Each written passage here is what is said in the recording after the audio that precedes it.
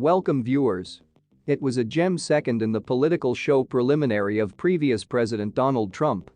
On the testimony box on Monday in his common extortion preliminary in Manhattan, the previous New York landlord and driving 2024 GOP official up-and-comer drew a piece of paper from his coat pocket that he said would end the case unequivocally. As we proceed with this video, please take out a minute of your precious time to click the subscribe button and the notification bell for more updates from us. Normally, he wasn't permitted to understand it. As per the New York Post, the record was possible a disclaimer notice, a sort that is standard in major monetary exchanges, that cautioned expected banks to the Trump Association that they expected to direct their own valuations of Trump properties prior to choosing to loan the business cash.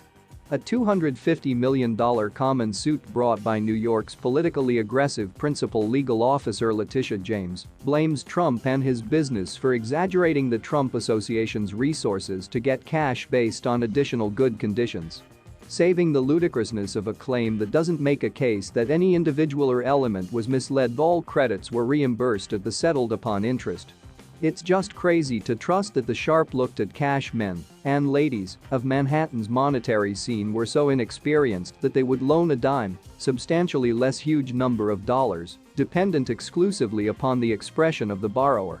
It's surprisingly more dreadful to imagine that a state-head legal officer in a financial calamity like New York, an express that is draining populace and battered by spending plan issues, will improve at keeping an eye out for private bank cash than the very generously compensated bank supervisors will do.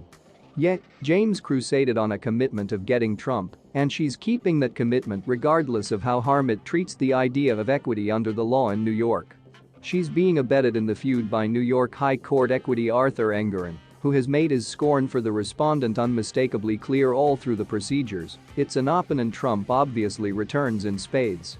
As a matter of fact, as Reuters detailed in September, Engoron has proactively managed on the core of the case, viewing that Trump and his association are very much blameworthy of misrepresentation. What's being contended now reduces to the punishments.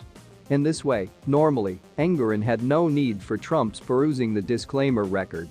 "I couldn't want anything more than to understand this, Your Honor, in the event that I could," Trump expressed, as indicated by the Post. "Not as of now, not right now," Engoron answered. "I'm stunned," Trump replied.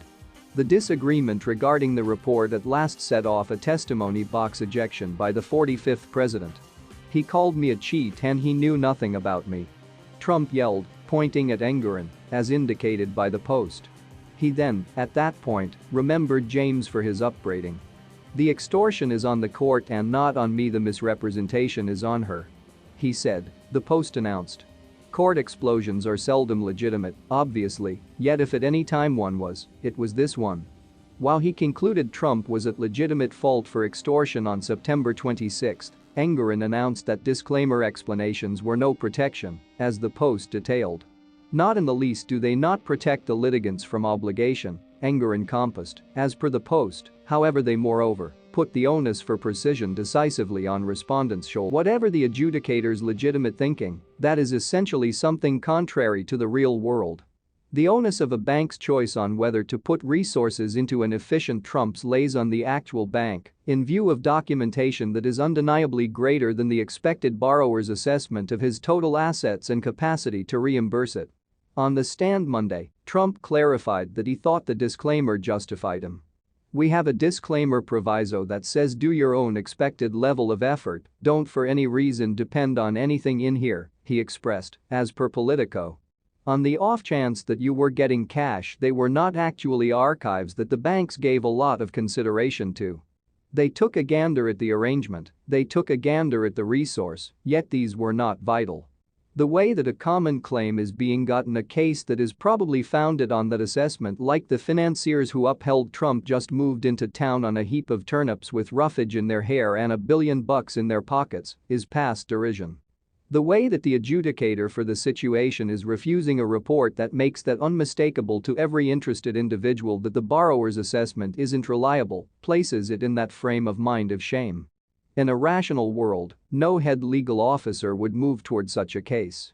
No adjudicator would allow it to continue. What's more, no adjudicator unquestionably would run the case the manner in which Erdogan has.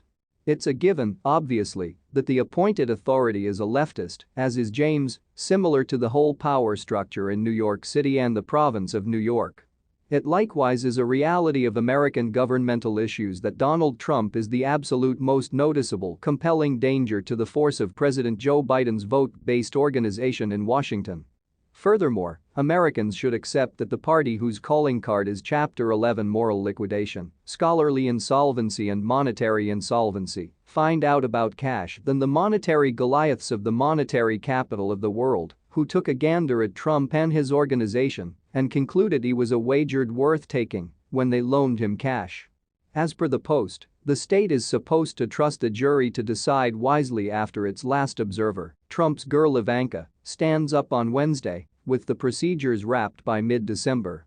Indeed, even a show preliminary necessities a shade sooner or later. What is your take on this video? Please kindly drop your comments and thanks for watching.